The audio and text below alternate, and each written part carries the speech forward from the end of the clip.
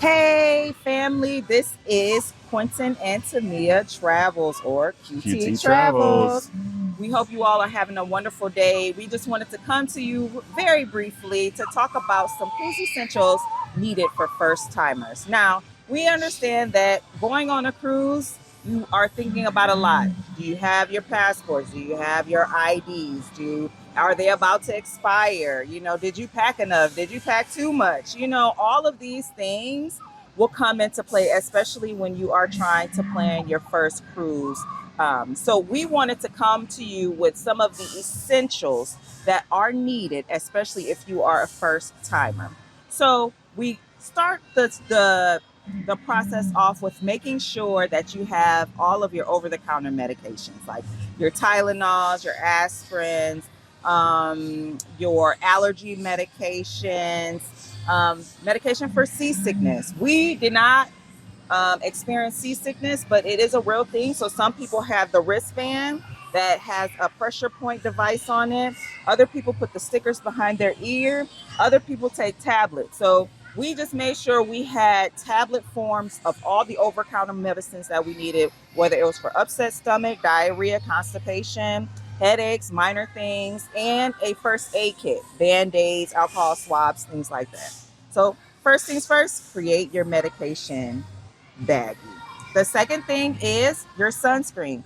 Pack enough sunscreen to last you the duration of time. We took too much for our first family cruise. We had we had Way too like much. 6 bottles of sunscreen mist, but it came in handy and we'll just use it until we deplete it and replace it as we use it up. So the second thing we brought, third, excuse me, is a surge protector. The surge protector, um, There's not a lot of plug outlets in our cabin, so mhm. the extension cord, surge protector gives you opportunity to have 5 plugs, 3 more plugs, wherever you need to get where you need. We have one long one that reached across our bed, so I can charge my phone and she can charge her phone, or just one that's in an area where the kids need to charge their devices, or we have a device I'll talk about later where we get Wi-Fi throughout through our cabin to everybody except only buying one plan. Right, and he's talking about the internet package.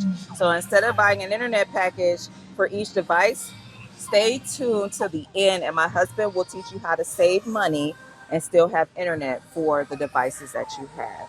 Now, I know we said surge protectors.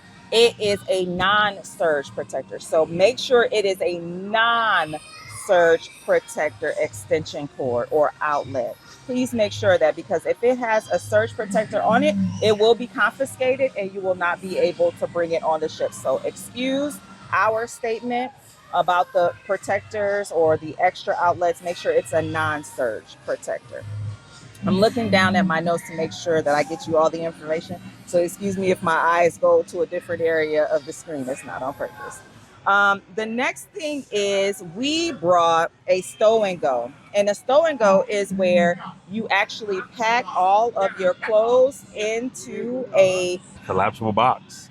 yeah, It's like a bag that zips. yeah, it's like a collapsible compartment bag that you stuff, and we stuffed all our 3 4 days, however long of a time you'll be there, with our clothes, our underwear, our bathing suits, our socks, all the essentials that you'll need to change clothes and stay fresh into that. And we zipped it up, and then when we got onto our ship, into our ship cabin, we took it out of our suitcase, hung it up, and it literally fell down, organized the way we needed it for throughout our time on the ship, and it was perfect. We didn't have to spend time putting things in the dresser or hanging things up. Like, it was all there. Like, literally, hang it and you're done. Well, it depends also how much you put in there, Yeah. because it could be heavy, and you want to think about the luggage weight when you're going on the plane, because you put 2 of them in a suitcase. That's about it gets a little heavy after that. You might have to put a couple things in there, because when we got to the airport, we had to reorganize some Yeah. things because we was over the weight. But luckily, we had 3 suitcases or 4, but 3 big ones where we can even them all out to be able to go under 50 and have to pay no extra. Yeah. You don't want to have to pay extra if you don't have to. And so the Stow and Go collapsible clothes organizer was one of our most beneficial things we brought as a first time cruiser.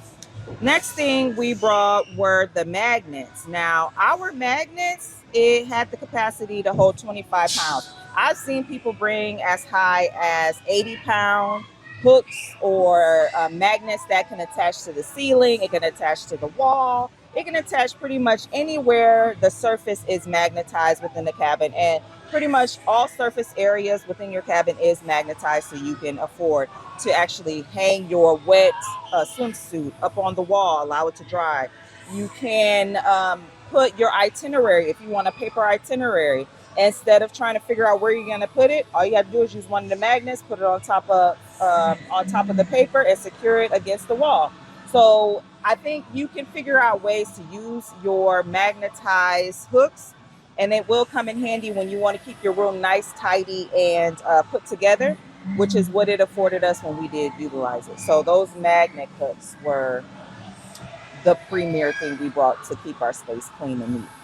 This was something that you thought of it. So I went out and did some research and bought a travel router. So a travel router is something very nice because, the internet package could be very expensive depending on what the ship you on. But ours, since Royal Caribbean, it's like $23, $21 per person, per device, per day. It can be up to $30 per person per device per day.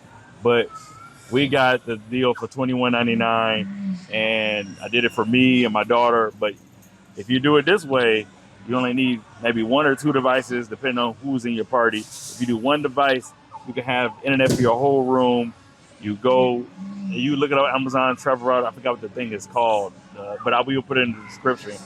That you connect to the internet with that device. The pop-up will come up, and you do it off your phone. You set up with your phone, and you connect through the device to the internet, and you can get onto the internet with that device, and they'll broadcast to all your devices that same internet without no extra charge. So everybody in your party can have internet for one device charge.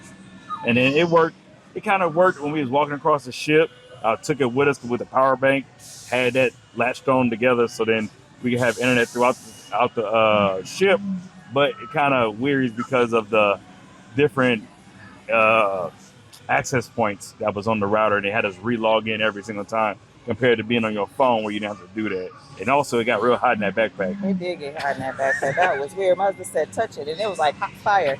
But yeah.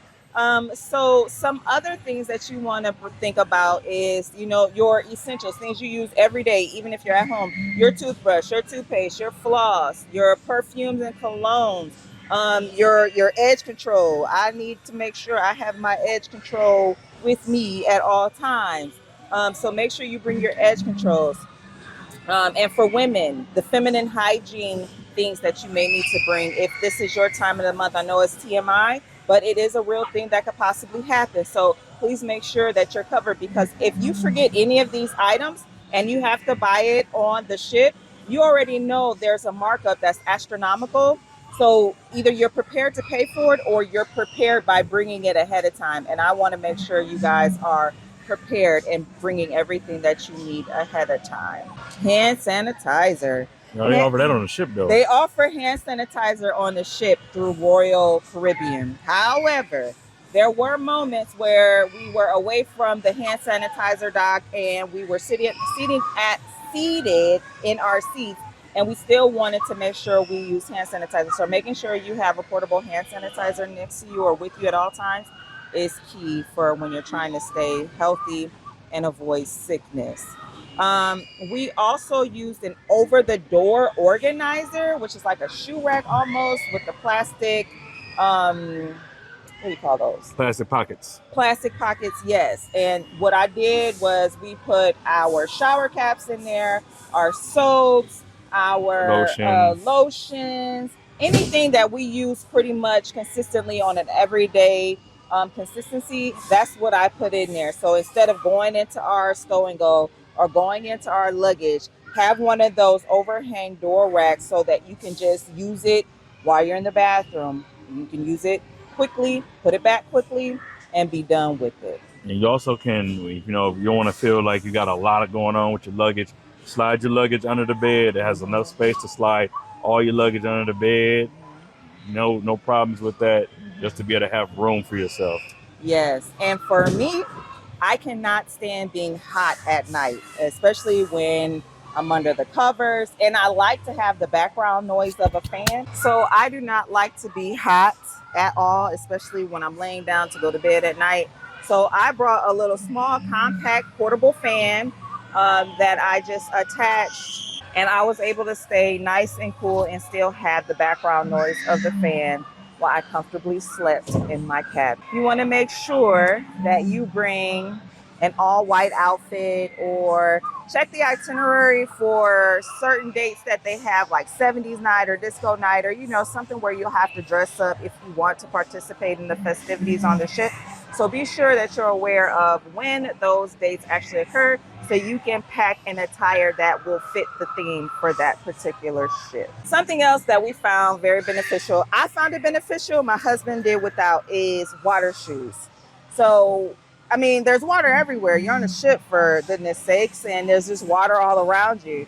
So I do not like to be barefoot at any time, whether it's because I'm a registered nurse. I don't want to call it a phobia, but I'm hyper aware of ways bacteria can enter the body, and I don't want anyone else's issues to become my issue, if you know what I mean. So I like to wear my water shoes. So I wore water shoes. You can get your water shoes off of Shein. You can get it off of Amazon. You want to make sure that there's a rubber sole, so that if you step on glass or step on a rock, that it can absorb the shock of that sharp object and not penetrate through your skin and injure you. So that was what I found beneficial when walking around, especially when we were at our port of call at different destinations that we stopped at on the ship, is to make sure, in addition to your sunscreen, your bathing suits, your cover-ups, is to bring your water shoes. Now, my husband, on the other hand, he's not a big fan of water shoes. So he chose to utilize Flip-flops. flip-flops. Why? Because I don't know. And my feet was banging. What do you mean your feet was banging? My feet was hurting. All that walking you do on that All the darn walking. boat, regardless of the fact, you're going to be doing a lot of walking. And your feet get to being tired after a while. Yeah, so be sure you either bring flip-flops or pack those water shoes. What we found, though, on the ship is that we did not have to pack as many clothes or outfits as we thought we needed. We bought enough outfits to change pretty much every day, and then a couple of bathing suits. We were on a 3-day cruise, so we packed a couple of bathing suits, and we thought we would interchange the bathing suits and just change clothes daily for when we wanted to walk around or do whatever we needed to do. But when we were there, in reality, we found that all we really needed was our water shoes, our bathing suit, and our cover-ups, or for my husband, his tank top or a t-shirt.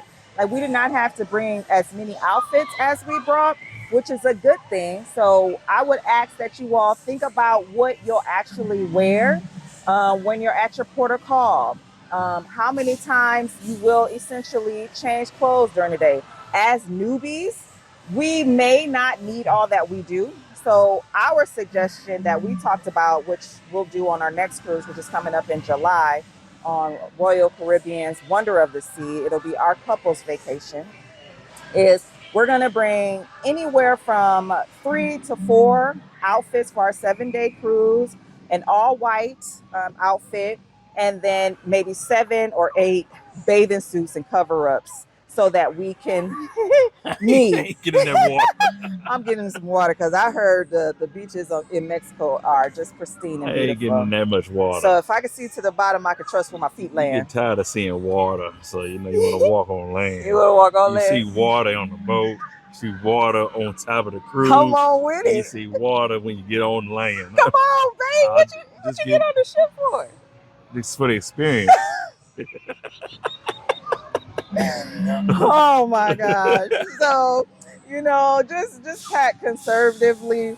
And understand that you may not utilize as much as you think, but you may want to bring enough bathing suits so that you can at least change every day if that's what you desire.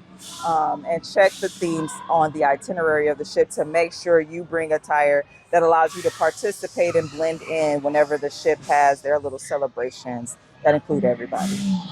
Anything else? No, that's all I got. That's all I got. I hope these tips were beneficial. If any of this information helped you think through your process, created tips that you actually will utilize on your next cruise, please smash that like button, follow, and comment for more information and tips from QT Travels. Peace.